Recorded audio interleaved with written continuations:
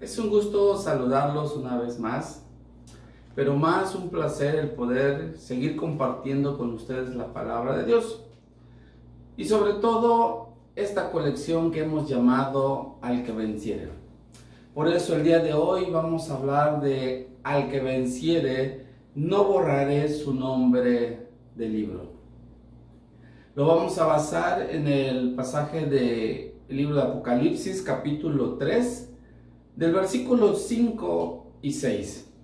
Dice la palabra de Dios: el que venciere será vestido de vestiduras blancas, y no borraré su nombre del libro de la vida. Y confesaré su nombre delante de mi Padre y delante de sus ángeles. El que tiene oído, oiga lo que el Espíritu dice a las iglesias. En esta ocasión vamos a hablar acerca de este pasaje que tiene mucha importancia para nuestra vida. Sobre todo las promesas que Dios tiene para nosotros el día de hoy. Promesas que Él nos ha regalado, promesas que Él nos ha dado y que quiere que nosotros tengamos la certeza de que las promesas de Dios Él siempre las va a cumplir. Recordando un poquito como hemos estado haciendo en las entregas anteriores, el poder definir lo que es vencer, porque nos habla la Biblia acerca de que el que venciere. Y cuando hablamos de vencer, estamos hablando de aquellos que ganan o salen airosos de una competencia o una lucha. Aquellos que superan con éxito algún obstáculo o alguna dificultad, o simplemente aquellos que son capaces de derrotar o rendir al enemigo o al adversario. Dicho esto, entonces podemos ir pensando en el contexto de donde nos hemos basado, de este pasaje del libro de Apocalipsis, y que en esta ocasión nosotros vamos a hablar acerca una parte de la iglesia de Sardis. Este mensaje, este versículo o estos versículos que hemos leído es el final del mensaje que Dios manda a través de Jesucristo y a través del apóstol Juan hacia las iglesias que están en Sardis. Pero bien, Sardis significa las cosas que permanecen o un remanente o residuo o aquellos que salieron fuera. Y esta etapa de lo que estamos hablando, esta etapa de la iglesia, representa el periodo de la reforma religiosa. Y cada uno de nosotros sabe que la reforma religiosa se dio entre el año 1517 hasta 1800, que es donde se dio todos estos acontecimientos.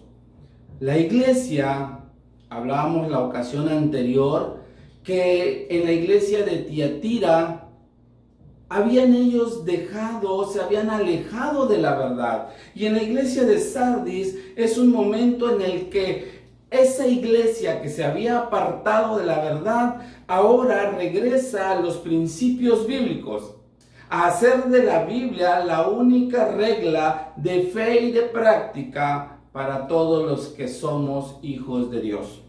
Los reformadores insistieron en volver a la fe que justifica al hombre y no a las obras como en ese periodo se estuvo enseñando. Aquí quisiera yo comentarles algo.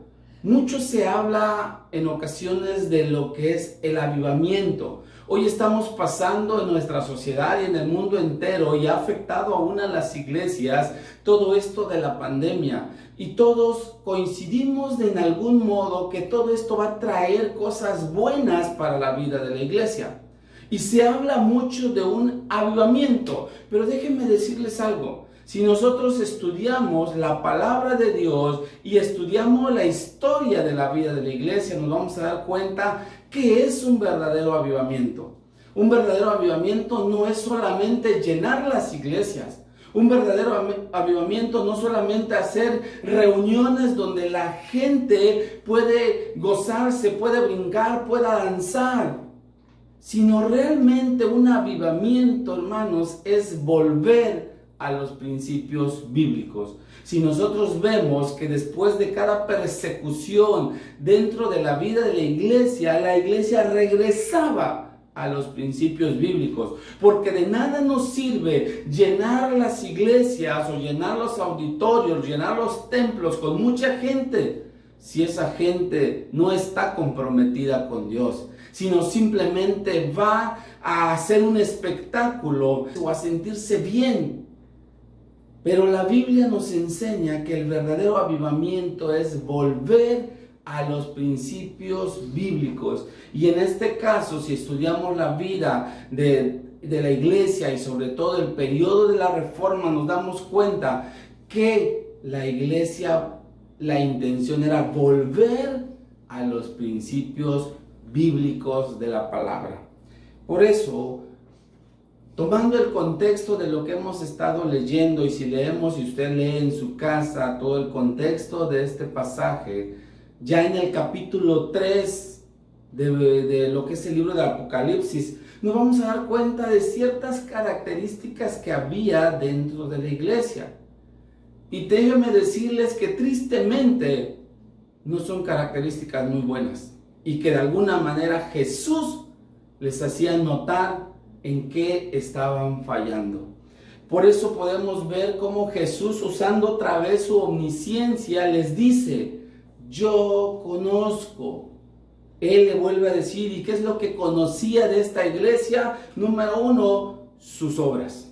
Era una iglesia que hacía obras, sí, pero sus obras no eran perfectas delante de Dios. Más adelante en el pasaje podemos ver cómo Jesús le recrimina a esta iglesia, le dice: no he hallado tus obras perfectas delante de Dios. Entonces, a pesar de que era una iglesia que trabajaba, su trabajo no era agradable delante de Dios porque no era perfecto, porque solamente lo hacían para llenar los espacios, para que la gente viera que algo se hacía, pero no había amor ni pasión en lo que ellos emprendían.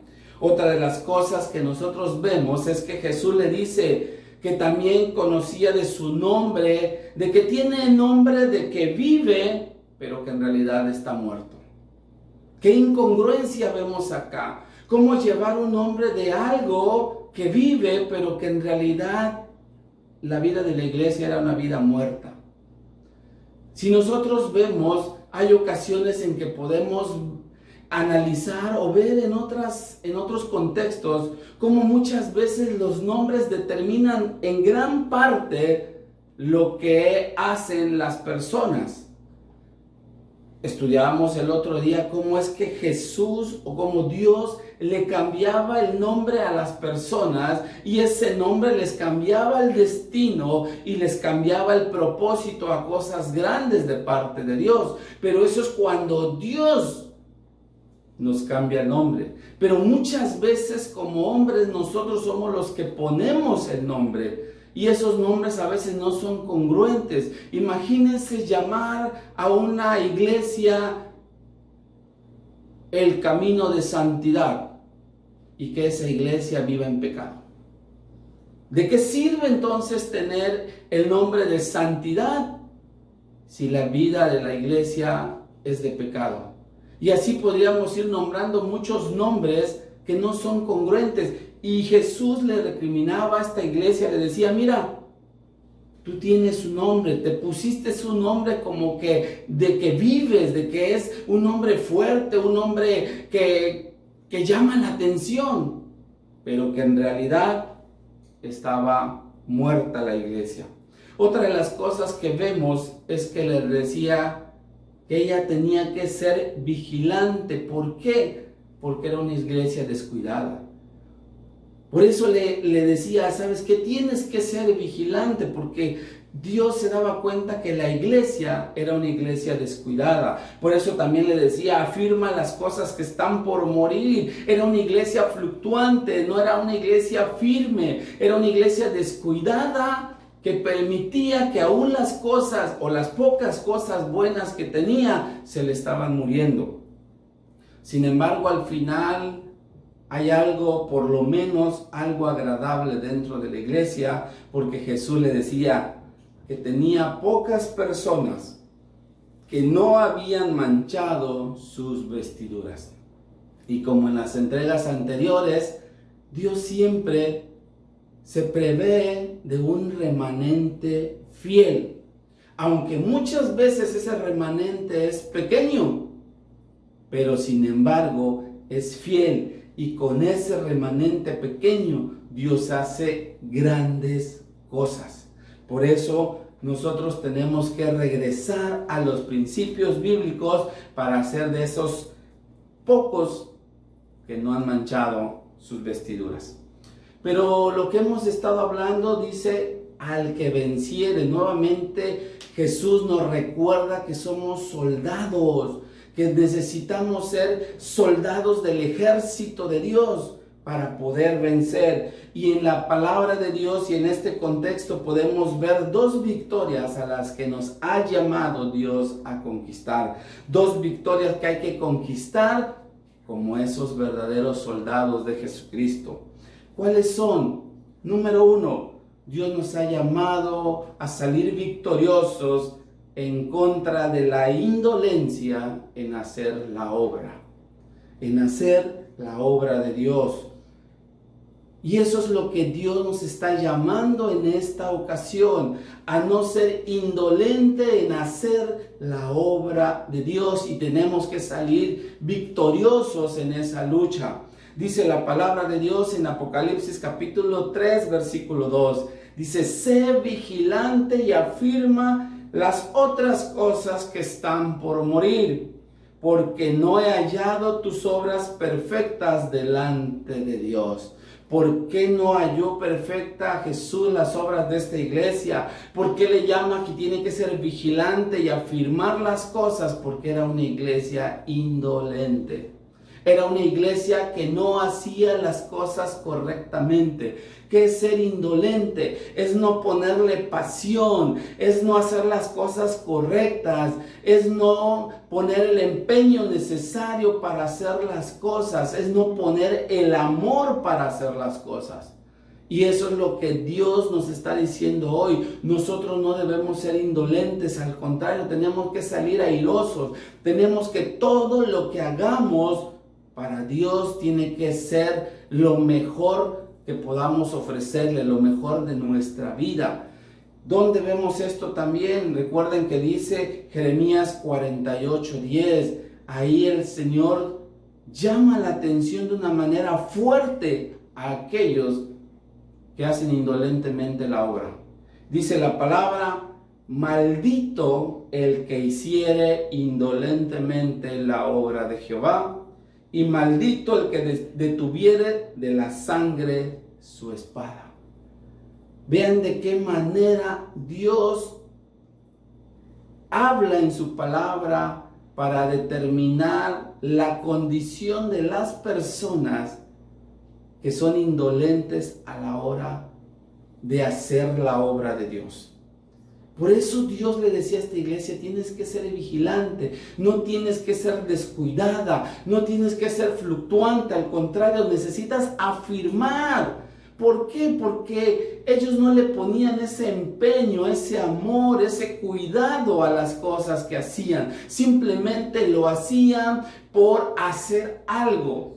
Pero no había un propósito definido en lo que esta iglesia hacía. Por eso el día de hoy Dios nos llama la atención a no ser indolentes. Tenemos que salir victoriosos de esa batalla. ¿Cuál otra batalla tenemos que pelear? En contra de la indiferencia en la obra. En muchas ocasiones hay gente que es indiferente. ¿Qué es la indiferencia? Es no prestarle atención, es no ponerle la importancia de vida, es no estar pendiente de lo que hacemos. Eso es la indiferencia. ¿Y qué ocasiona la indiferencia, hermano? Que muchas veces se nos olvidan las cosas. Una persona que no tiene cuidado, que no tiene presente las cosas, se le olvidan. Y por eso no las hace. Y eso es lo que le pasaba a la iglesia en Sardis. Por eso le dice en Apocalipsis 3:3, le dice, acuérdate pues de lo que has recibido y oído, y guárdalo. Y arrepiéntete. Pues si no velas, vendré sobre ti como ladrón y no sabrás a qué horas vendré sobre ti. Eso nos está llamando la atención. ¿Por qué? Porque esta iglesia le dice Dios, acuérdate. Quiere decir que había olvidado lo que había recibido, que había olvidado lo que había oído. ¿Eso por qué le pasó? Porque fue indiferente, porque no le interesó, porque no le importó lo que le estaban dando y lo que estaba escuchando. Y eso mismo que hizo, que no lo guardaran, no lo atesoraran. Esa es la indiferencia en la cual nosotros tenemos que salir airosos en contra de eso. Porque nosotros tenemos que estar prestos en ver lo que estamos recibiendo, lo que Dios te ha dado, lo que Dios te ha hablado. Eso es lo que tú tienes que guardar. Y en esos momentos en que a veces viene la dificultad, es cuando debes salir esas promesas y eso que Dios nos ha dado para mantenernos firmes y fiel. Por eso le decía que si no velas, ¿qué quiere decir? Que no estaba pendiente. Un velador lo ponen precisamente para que durante las noches cuide cuando no hay nadie. Y muchas veces nosotros no velamos ni siquiera cuando es de día y ni siquiera cuando hay alguien. Por eso es importante que nosotros estemos pendientes, no seamos indiferentes en la obra de Dios. Mucha gente ve que unos sirven, otros hacen, los otros realizan algunas otras cosas. Y ellos simplemente no les interesa. Que lo haga, sí, qué bueno, que Dios los bendiga por hacerlo. Pero no nos involucramos. Y eso no es otra cosa que indiferencia. Pero no todo es malo, hermanos. Por eso Dios le dice a esta iglesia que al que venciere en contra de la indolencia, al que venciere en contra de la indiferencia, ¿qué es lo que Dios le va a dar? Aquí en este pasaje hay 3 promesas para el que venciere. 3 promesas que Dios nos quiere dar y que te quiere dar a aquellos que nosotros podamos ser vencedores. Número 1, dice la palabra de Dios, que será vestido con vestiduras blancas. Aquí déjeme decirte algo. La Biblia aclara muy bien y dice, será vestido con vestiduras blancas, no cualquier vestidura. Y eso es algo que tenemos que tener presente. Pero comentábamos en otra ocasión, en otra entrega, que de qué manera nosotros podemos emblanquecer nuestras vestiduras, no es otra cosa que a través de la sangre de Cristo. Cuando yo me cubro con la sangre de Cristo, ¿y eso qué quiere decir? Cuando yo me mantengo firme en la verdad que Cristo me ha dado. Dice la palabra de Dios en Apocalipsis 7, 14 y 15, dice, yo le dije, Señor, tú lo sabes. Y él me dijo, estos son los que han salido de la gran tribulación y han lavado sus ropas, sus vestiduras, dice, y las han emblanquecido en la sangre del Cordero. Por eso estos están delante del trono de Dios y le sirven día y noche en su templo. Y él que está sentado sobre el trono extenderá su tabernáculo sobre ellos. ¿Para qué Dios quiere lavar y limpiar nuestras vestiduras? ¿Para qué Dios quiere que nosotros nos vistamos con vestiduras blancas? Para servirle a Dios delante del trono. Imagínese usted que está, ahora sí, hermanos, no solamente en forma espiritual, sino ahora sí en forma presente, estar delante de nuestro Dios, delante del trono, y no para estarlo mirando y contemplarlo nada más, sino para estar sirviendo. Pero para que eso suceda, hermanos, ¿qué creen? Si a usted no le gusta servir aquí en la tierra, déjeme decirse que usted no va a estar delante del trono. ¿Por qué? Porque Dios aquí en la tierra nos entrena para poder servir allá en el cielo delante de Él. ¿Cómo nos va a poner ahí si nosotros nunca quisimos servir acá en la tierra? Por eso una de las maneras en que emblanquecemos nuestras vestiduras, no solamente el cubrirnos con la sangre de Cristo, sino sirviendo en el cuerpo de Cristo. Cuando verdaderamente nos involucramos a servir, no solamente a que nos vean, sino que haya verdaderamente un corazón de servicio, un corazón de siervo. Y entonces Dios nos va a poner a servirle delante de Él, delante de su trono, durante todo el tiempo. Y esa es la promesa que Dios nos da. Y dice que Él extenderá su tabernáculo sobre nosotros. ¡Qué gran bendición! Pero les decía yo que no es cualquier ropa. Si usted va a la playa, ¿acaso va así de camisa larga, de saco? ¿Verdad que no? Hay una ropa adecuada para cuando vamos a la playa. Cuando vamos a una fiesta, ¿cómo vamos vestidos? Ahora yo le pregunto, cuando usted va a la casa de Dios, ¿cómo va vestido? ¿Con lo mejor? Aquí es donde también nosotros tenemos que entender, si en la casa de Dios no somos capaces de ir lo mejor posible, ¿cómo queremos nosotros tener la mejor vestidura, que son las vestiduras blancas, para estar delante de Dios? Por eso dice la palabra de Dios en Mateo capítulo 22, versículos del 11 al 13, dice: y entró el rey para ver a los convidados, y vio ahí a un hombre que no estaba vestido de boda. Y le dijo: amigo, ¿cómo entraste aquí sin estar vestido de boda?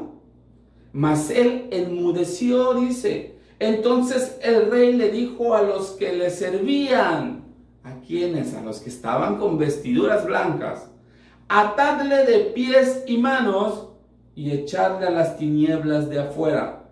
Ahí será el lloro y el crujir de dientes. ¿Qué es eso? ¿Se acuerdan que lo comentábamos el otro día? El lago de fuego, la muerte segunda, el infierno. Eso es lo que significa. Todo por no vestirnos correctamente cuando venimos delante de nuestro Rey. Y no con eso les estoy diciendo que sea tan importante el ir vestidos o el llevar saco. Estamos hablando de nuestro interior, de cómo nos presentamos delante de Dios. Pero déjenme decirles algo, de acuerdo a cómo está tu corazón, es lo que reflejas en el exterior. O sea, yo no puedo decir que estoy contento con una cara de serio. Si yo digo que estoy contento en mi interior, yo tengo que reflejar en mi rostro el que estoy contento. Lo mismo sucede, por eso hay una parte en la Biblia que dice que si con sangre fuimos comprados, glorifiquemos a Dios en nuestros cuerpos. Por eso es importante lo que Dios quiere vestirnos de vestiduras blancas. Número 2, que otra promesa nos da Dios, dice: no borraré su nombre en el libro de la vida. Y aquí déjenme decirles algo. Si la Biblia dice que no borrará a los que vencieren, quiere decir, hermanos, por ende quiere decir que los que no vencieren, los que no permanezcan fiel, a él el riesgo de que sus nombres sean borrados del libro de la vida. Y si sus nombres se borran del libro de la vida, recordemos lo que hablamos la otra ocasión, no tendremos parte en el reino de los cielos. Por eso es importante mantener nuestro nombre escrito en el libro de la vida, y lo comentábamos la otra ocasión. ¿Cómo lo hago? Cuando yo recibo a Cristo en mi corazón, cuando yo lo acepto, cuando yo confieso mis pecados, cuando yo me acerco verdaderamente arrepentido delante de Dios, Él borra nuestros pecados y de esa manera anota nuestros nombres en el libro de la vida. Y ahí tiene que permanecer. Pero déjeme decirle algo. La Biblia nos habla que hay dos clases de libros hay en los cielos. Uno es el libro de la vida y otro es el libro de nuestra vida. ¿Dónde lo dice eso? Apocalipsis capítulo 20, versículo 12 nos dice: Y vi a los muertos, grandes y pequeños, de pie ante Dios, y los libros fueron abiertos. Aquí hay una clase de libros y después dice, y otro libro fue abierto, el cual es el libro de la vida. Y fueron juzgados los muertos por las cosas que estaban escritos en los libros. ¿En cuáles? En los primeros libros, según sus obras. En los libros de nuestra vida, hermanos, ahí se anota todo lo que usted y yo hacemos. Por eso es importante mantener ese libro limpio, emblanquecidos con la sangre de Cristo. ¿Cómo lo hacemos? Cuando vivimos en obediencia y cuando vivimos de acuerdo a la voluntad de Dios. Por eso dice que todos van a ser juzgados de acuerdo a lo que estén. Pero déjenme decirles algo. Aún los pecados se anotan allá. Pero de acuerdo a la promesa de Dios, que cuando usted y yo confesamos nuestros pecados, dice que Él los borra, los quita, los arroja en el fondo del mar y nunca más se acordará de ellos. Quiere decir que pecado confesado es pecado borrado de sus libros. Por eso cuando se cumple la palabra de Romanos que dice, ¿quién acusará a los escogidos de Jehová? Si Dios es el que los justifica. Ahí es donde vemos nosotros las grandes promesas de Dios. Pero aquí hay algo importante, hermanos. ¿Qué es lo que puede quitar nuestro nombre del libro de la vida? Dice la palabra de Dios en Éxodo 32, del 31 al 33, dice, entonces volvió Moisés a Jehová y le dijo, te ruego pues, este pueblo ha cometido un gran pecado, porque se hicieron dioses de oro, que perdones ahora su pecado, y si no, dice, ráeme ahora de tu libro que has escrito. Y Jehová respondió a Moisés, el que pecare contra mí, a este raeré yo de mi libro. ¿De cuál libro? Del libro de la vida. Por eso dice la Biblia, el que pecare, Dios mismo borra el nombre del libro de la vida. ¿Qué pecado cometió este pueblo? Porque hay diferentes formas de pecar. Una de ellas, y graves, es la idolatría, el hacer dioses. ¿Y qué es hacer un dios? ¿Qué es hacer un ídolo? Es aquello que ocupa el lugar que le pertenece a Dios en nuestra vida. Todo lo que ocupa un lugar o el lugar que a Dios le corresponde, se convierte en un ídolo. Por eso tenemos que tener cuidado de qué otra cosa puede hacer que se borre el nombre del libro de la vida. Dice en Salmos 69, versículo 27 y 28, pon maldad sobre su maldad y no entren en tu justicia, sean raídos del libro de los vivientes y no sean escritos entre los justos. Raer quiere decir quitar, borrar. Pero ¿qué es lo que ocasiona esto? La maldad, dice este pasaje.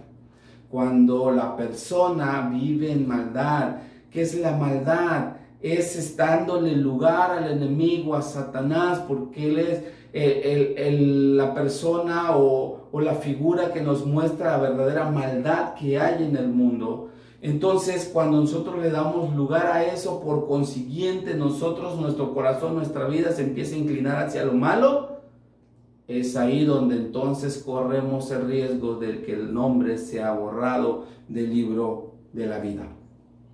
Otro pasaje en la Biblia que dice, en Apocalipsis 22, 19, dice, y si alguno quitare de las palabras del libro de esta profecía, Dios quitará su parte del libro de la vida, y de la santa ciudad y de las cosas que están escritas en este libro.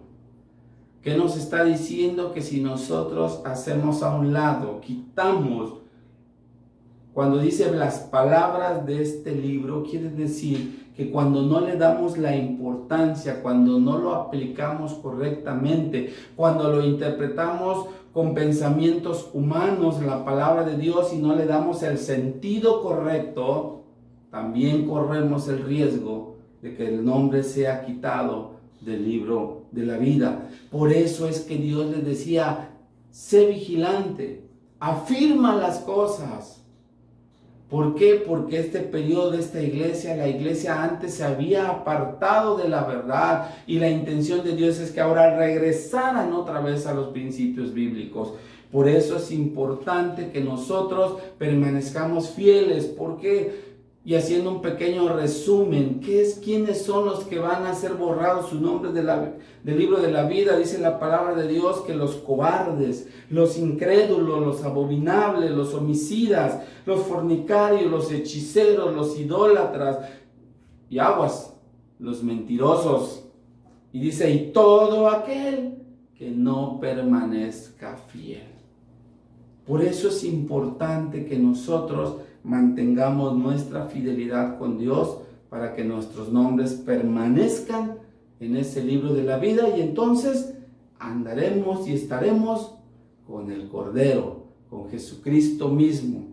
Pero la tercera promesa dice la palabra que confesaré su nombre delante de mi Padre y de sus ángeles. ¿Qué es confesar, hermanos?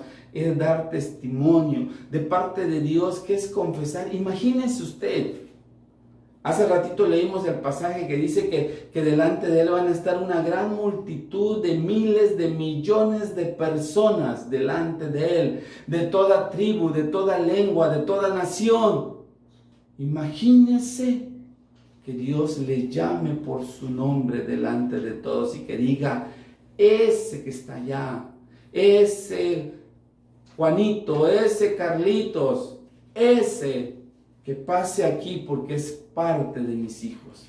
El que Él declare nuestro nombre delante de todos. Eso es lo que Dios nos está prometiendo, que Él va a confesar nuestro nombre delante del Padre, delante de sus ángeles, de tal modo que todos van a conocer quién eres, todos van a conocer quién soy delante del Padre y delante de los ángeles. Eso es lo que Dios nos está prometiendo, pero para que eso suceda, dice la palabra de Dios en Mateo 10:32, a cualquiera pues que me confesare delante de los hombres, yo también le confesaré delante de mi Padre que está en los cielos. ¿Qué quiere decir? Que aquí en la tierra, si usted y yo no confesamos a Jesús, no confesamos el nombre de Jesús, Dios y Él mismo no nos va a confesar delante del Padre. Por eso la importancia de aquí en la tierra dar testimonio de quién es Jesús en nuestra vida. Y dice la palabra de Dios en Lucas 12:8, os digo que todo aquel que me confesare delante de los hombres, dice, también el Hijo del Hombre le confesará delante de los ángeles de Dios. O sea que cuando yo confieso a Jesús en mi vida aquí en la tierra, Él va a confesarme delante del Padre y delante de los ángeles que están en el cielo. Por eso es importante, hermanos, que vivamos con congruencia. ¿Cómo yo confieso que verdaderamente lo que significa Jesús en mi vida? ¿Recuerdan ustedes cuando Jesús está con sus discípulos y les pregunta, ¿quién dice la gente que soy? Y cada uno le fue contestando. Y después dice, ¿y ustedes? Para ustedes, ¿quién soy? Y Pedro se levanta y le dice, tú eres el Cristo, el Hijo del Dios viviente. Esa confesión, hermanos, no solamente era una palabra, sino era lo que había en su corazón. Por eso Jesús le dijo, no te lo reveló carne ni sangre, sino mi Padre que está en los cielos. Cuando yo confieso, no de palabras, sino en mi vida, cuando demuestro que si digo ser un cristiano, yo realmente viva como cristiano. Y ese era el problema precisamente de la iglesia de Sardis, cuando le dijeron, tienes nombre de que vives y en realidad estás muerto. ¿Cuántos cristianos dicen hoy que son cristianos, pero no viven como cristianos? ¿Cuántos hay que dicen ser hijos de Dios y no viven como hijos de Dios? Entonces no hay una congruencia. Cuando yo digo ser cristiano, cuando yo digo ser un hijo de Dios, porque con mis actos, con mi vida demuestro que verdaderamente lo soy, estoy confesando el nombre de Jesús. Porque no solamente estoy diciendo cristiano por un modismo, sino porque realmente las enseñanzas, la obra de Cristo en mi vida han resultado en un efecto que ha bendecido mi vida y que ha bendecido a los que me rodean. Por eso la importancia de confesar el nombre de Jesús. ¿Cuántas veces la gente que nos rodea no sabe que somos hijos de Dios, no sabe que somos cristianos porque nos comportamos igual que todos? Y lo que Dios nos está enseñando es precisamente eso, que nuestra vida sea una vida congruente. Si yo digo amar a mi hermano, yo tengo que demostrarlo. Si yo digo amar a mi enemigo, yo tengo que demostrarlo. Si yo digo ser un hijo de Dios y Dios me manda a bendecir a los que me maldicen, yo tengo que hacerlo. ¿Por qué? Porque tengo que demostrar, tengo que confesar, tengo que mantener esa honra a Jesucristo para que Él también me glorifique, me honre delante del Padre y de los ángeles. Esa es la promesa que Dios nos ha dado. Por eso podemos ver 3 grandes promesas aquí en la palabra.